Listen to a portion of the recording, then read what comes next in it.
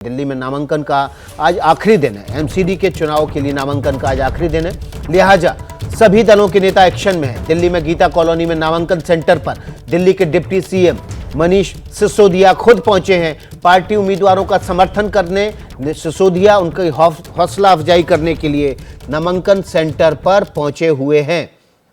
तस्वीरें आप देख रहे हैं। एमसीडी के चुनाव के लिए नामांकन का आज आखिरी दिन है और इसीलिए तमाम पार्टियों के नेता एक्शन में दिखाई दे रहे हैं। दिल्ली के गीता कॉलोनी नामांकन सेंटर पर दिल्ली के उप मुख्यमंत्री मनीष सिसोदिया खुद पार्टी के उम्मीदवारों के समर्थन में वहां पहुंचे हुए हैं।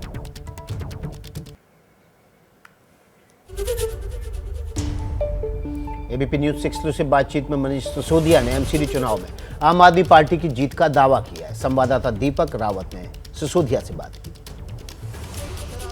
दिल्ली नगर निगम चुनाव के लिए आज नामांकन का आखिरी दिन है और दिल्ली के deputy CM Manish Sisodia Geeta colony के नामांकन सेंटर पर पहुंचे हैं। सर, चुनाव अब नामांकन का आखिरी दिन है, चुनाव बेहद नज़दीक है।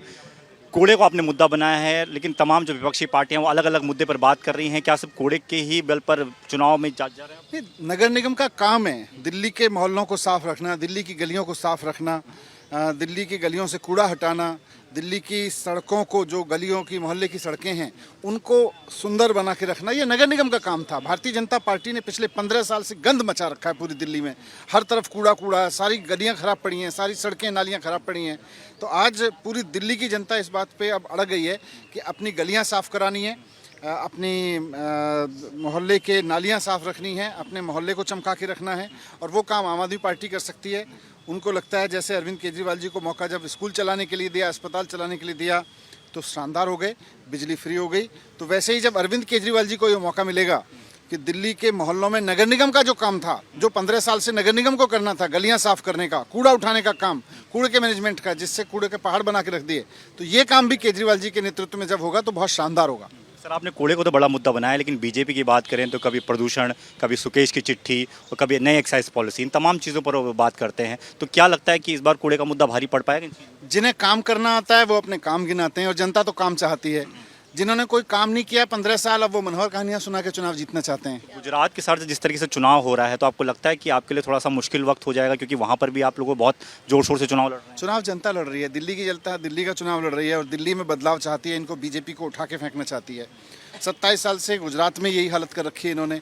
गुजरात की जनता अब चुनाव लड़ रही है इनको हटाने के लिए। तो चुनाव तो जनता लड़ती है, चुनाव जनता लड़ाती है। कितनी सीटें आपको लग रहा है कि सर जीतने वाले इस बार नगर निगम चुनाव में? अभी तो देखो, केजरीवाल जी ने लिख के दे दिया है कि भारतीय जनता पार्टी कितनी सीटें आने वाली हैं, उसके बाद सारी आम आदमी पार्टी की आनी है। क्या मजबूरी है मेरी, बताइए।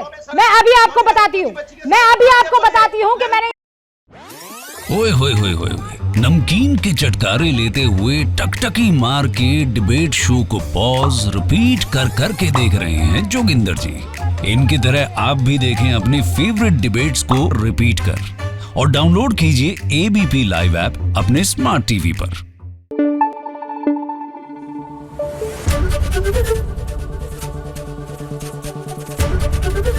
एबीपी न्यूज आपको रखे आगे।